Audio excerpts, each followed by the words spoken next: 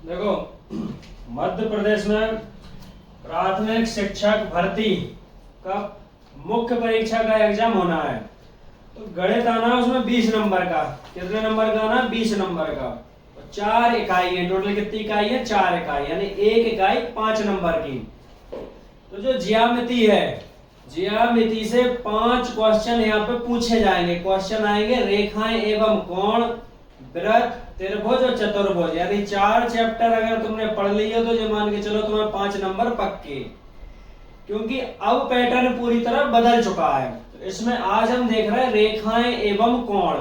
तो अगर 5 मिनट तुमने दे दिए तो ये मान के चलो तुम्हारा 1 नंबर पक्का हो जाएगा। तो वीडियो को लास्ट तक देखना और तुम भी समझना, ठीक है? क्योंकि 1 नंबर यहाँ पे पक्का होने वाला है। तो देखो इसमें क्या है कि जब 2 रेखाएं समांतर हो, ये दोनों रेखाएं हैं, इनको हम नाम दे देंगे ए बी और सी डी। ए बी और सी डी रेखा दोनों कैसी है? समांतर हैं। ये आगे जाके एक दूसरे को कहीं भी प्रतिच्छेद नहीं करेंगी। तो ये दोनों रेखाएं कैसी हैं? समांतर हैं। अब इन 2 रेखाओं को अगर एक तीसरी रेखा काटती है, इन दोनों रेखाओं को अगर तीसरी रेखा काटती है तो उसमें कौन कौन से कोण बराबर होंगे, ये हमें जानना है। तो सबसे पहले तो ये समझ लो, इसके अलावा कि अगर ये 2 लाइन काटती हैं, केवल 2 लाइन है, तो आमने सामने के कोण बराबर होते हैं। उससे हम बोलते हैं शीर्षाभिमुख कोण। कौन से कोण बोलते हैं? शीर्षाभिमुख कोण। अगर इस कोण को हम 1 नाम बोल दें, 1 नंबर दें और इसको 2 नंबर दें, तो एक कोण किसके बराबर होगा? 2, यानी आमने सामने के कोण है। तो ये सिंपल सी बात है कि आमने सामने के कोण कैसे होते हैं? बराबर। इसका नाम भी पूछ सकते हैं, कौन सा कोण है? शीर्षाभिमुख कोण। अब चलो मैं थोड़ा सा डिटेल में तुम्हें बताता हूं। इसको अगर हम 1 नाम दे दें, इसको कितना नंबर दे दें? 1 नंबर। तो ये 1 नंबर कोण किसके बराबर होगा? इस कोण के बराबर होगा, यानी 1 के बराबर क्या हो जाएगा? 2। चलिए मैं इधर लिख देता हूं, कोण 1 बराबर कोण 2। इसका जो नाम है वो है संगत कोण। कौन सा कोण? संगत कोण। अब देखो संगत कोण की क्या शर्त है? इस लाइन के ऊपर वाला कोण इस लाइन के ऊपर वाले कोण के बराबर होगा।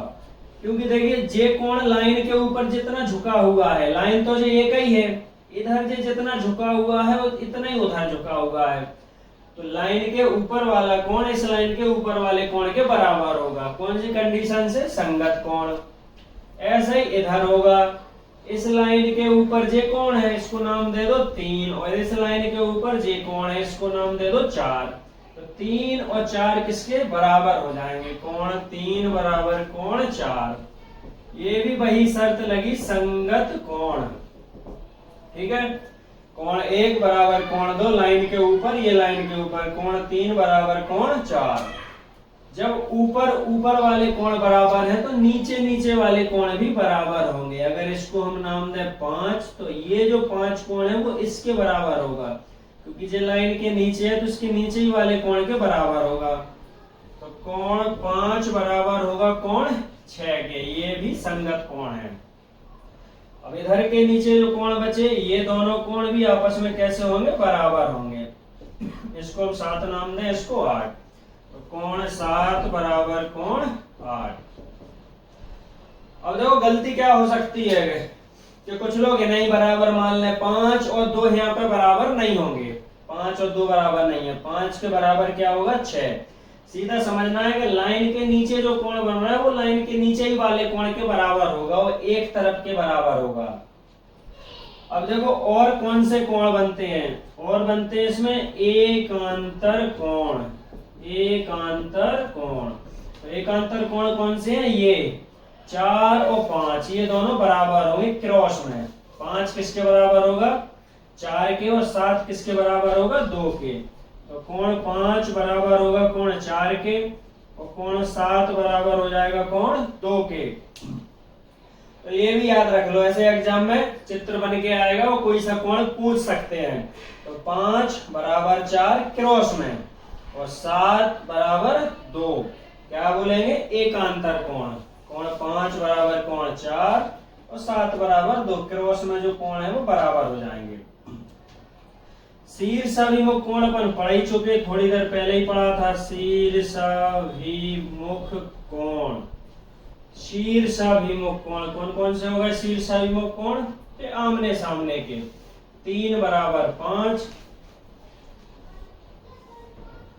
कोण 3 बराबर हो जाएगा कोण 5 के, और 1 बराबर 7। तो जो होते हैं शीर्षाभिमुख कोण, ऐसे आमने सामने के कोण बराबर होंगे। ऐसे इसमें होगा 2 और 8 बराबर 4 और 6 बराबर, तो ये सब शीर्षाभिमुख कोण है। चलिए देखो, ये छोटी सी बात है, ये सबको पता होती है कि एक लाइन पे टोटल कोण बनता है 180 डिग्री। कितना बनता है टोटल? 180 डिग्री। कैसी भी लाइन हो उस पर टोटल कोण बनता है 180 डिग्री। देखिए कोण होता है, अब देखो 5 और 2 बराबर नहीं हुए, लेकिन इनका जो योग है वो कितना होगा? 180 डिग्री होगा। क्योंकि यहाँ हम देखें कि इस लाइन पे जो पूरा जो टोटल कोण है वो कितना बनेगा? 180। टोटल कोण कितना बनेगा? 180। अब ये जो 5 कोण है इसको अलग कर दो, और जो 1 नंबर कोण है वो किसके बराबर है? 2 के, क्योंकि ये लाइन के ऊपर वाला कोण इस लाइन के ऊपर वाला कोण के बराबर है। तो 1 बराबर 2, तो 2 को क्या मान सकते हैं अपन? 1 मान सकते हैं। और 1 और 5 कितना है टोटल? 180। तो 2 और 5 का योग भी कितना हो जाएगा? 180 होगा। तो ये भी याद रखना है कि इन दोनों का जो योग होगा 180 होगा। ऐसे 7 और 5 का जो योग होगा वो भी 180 डिग्री होगा, क्योंकि 3 और 7 का योग है 180। इस लाइन पे बन रहा है 3 + 7 180, और 3 किसके बराबर है? 4 के। तो 7 और 4 का भी योग कितना होगा? 180 होगा। क्योंकि पूरा का पूरा 4 कोण अपन ये समझ लो कि 4 को उठा के यहाँ रख दो 3 की जगह, क्योंकि ये दोनों ही बराबर हैं। तो 3 और 7 का जब टोटल पूरा टोटल 180 है, तो 4 और 7 का भी कितना होगा? 180 होगा, क्योंकि 3 और 4 कैसे हैं? बराबर हैं। तो ये चीज अगर समझ गए तो ये मान के चलो 1 नंबर तुम्हारा पक्का है, और इससे क्वेश्चन 100% आएगा रेखाओं एवं कोण की। अगर ये चीज नहीं समझ पाए तो फिर आगे के जो त्रिभुज चैप्टर है उसके भी प्रश्न नहीं कर पाओगे, चतुर्भुज के भी नहीं कर पाओगे, और कभी कभी वृत्त वाले ज्यामिति प्रश्न में भी इनकी जरूरत पड़ जाती है। तो इसको अच्छे से समझ लेना।